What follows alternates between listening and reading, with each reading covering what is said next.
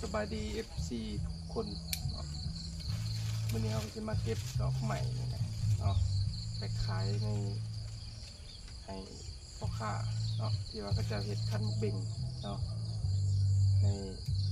วันสิ้นหน่อยสิ้นใหญ่เนาะเราจะเก็บขายเลยเนาะคือว่าเป็นร้ายเต็มเลยเนาะ FC ทุกคน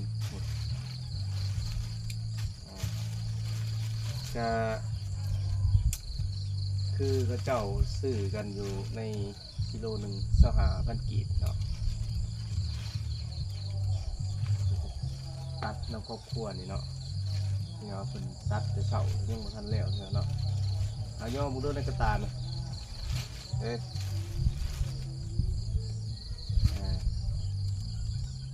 เนาะไปตัดกันเลย FC ทุกคนเนาะบอกว่าหลายอย่างห่างมันนี่สวยแล้วสีเหลวอยู่มันนี้ยังทั้งนั้นอีก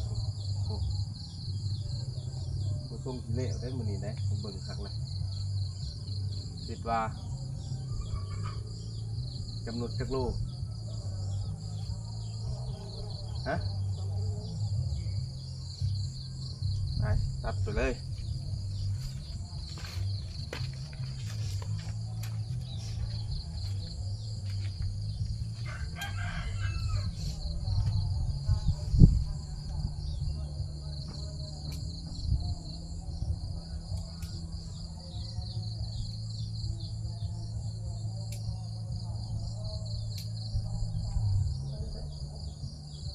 ไปได้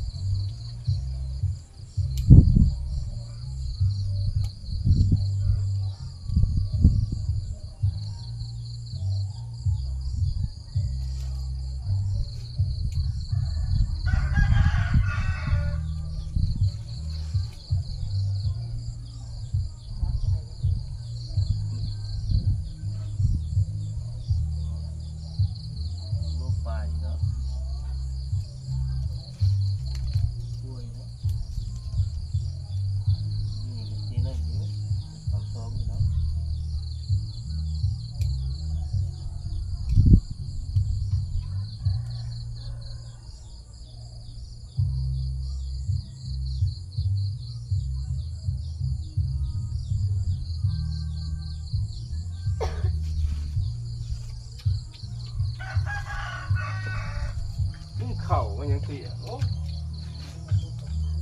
มุนมันเลยนอนมึง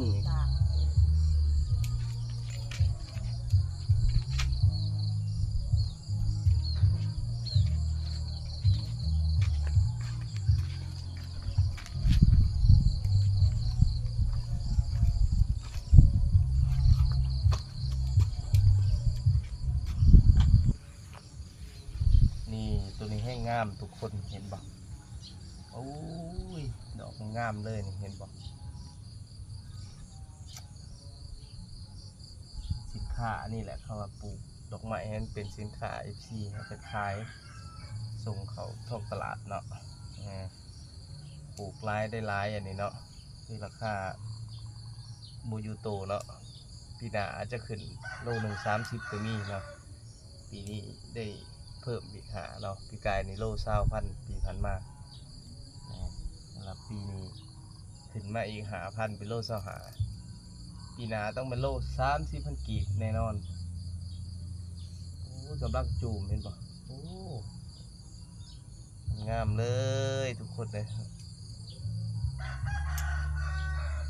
เอาฝาก FC กดไลค์กดแชร์เนาะว่า